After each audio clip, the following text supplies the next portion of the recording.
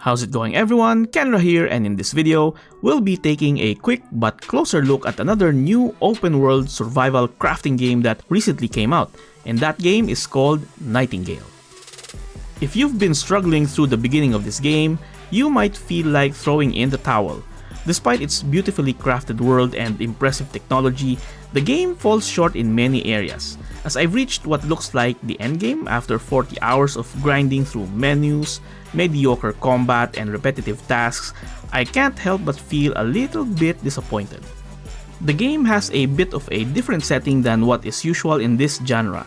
This one is set in a Victorian steampunk universe where you navigate with an umbrella and wield a Winchester rifle. It is populated by what the game calls the Bound and the Fae and various other interesting creatures. It sounds intriguing, right?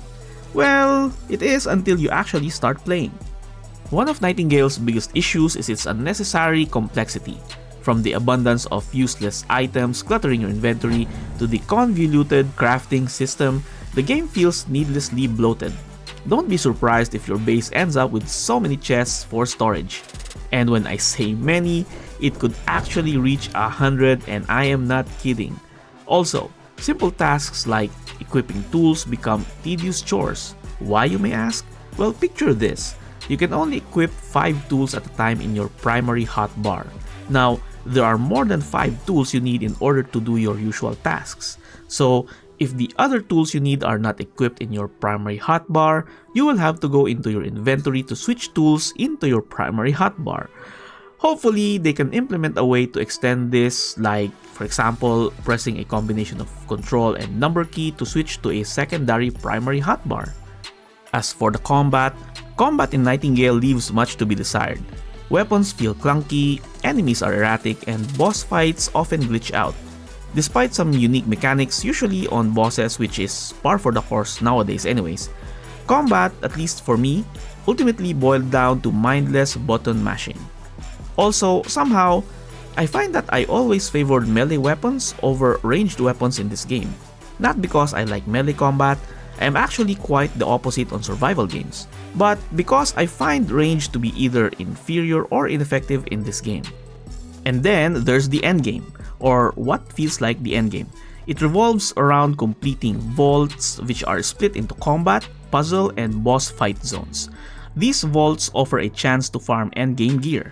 Now, I am not completely oblivious about games with repetitive gameplay, but for this one, the repetitive nature of this game's content somehow felt tiresome. Plus, crafting top-tier gear requires an absurd amount of resources and time. With so many excellent new survival games currently in the market like Palworld, Enshrouded, and Valheim, it's unfortunate that Nightingale falls short of its potential. While it offers a unique setting and promising ideas, it is overshadowed by these flaws that I just mentioned. I know this sounds like a bad review, and I rarely give out bad reviews, but I am hoping that with some significant improvements and player feedback, Nightingale could evolve into a more enjoyable experience. Especially since it looks like its developers are passionate about the game, and it is actually still on early access. Alright, that's going to be it for now for this video. Do let me know what you think about the game. Different types of opinion are always welcome. And as always, stay safe and thank you so much for watching. This is Kenra, signing off. Join us in the Fae Realms and become the Realmwalker you are destined to be.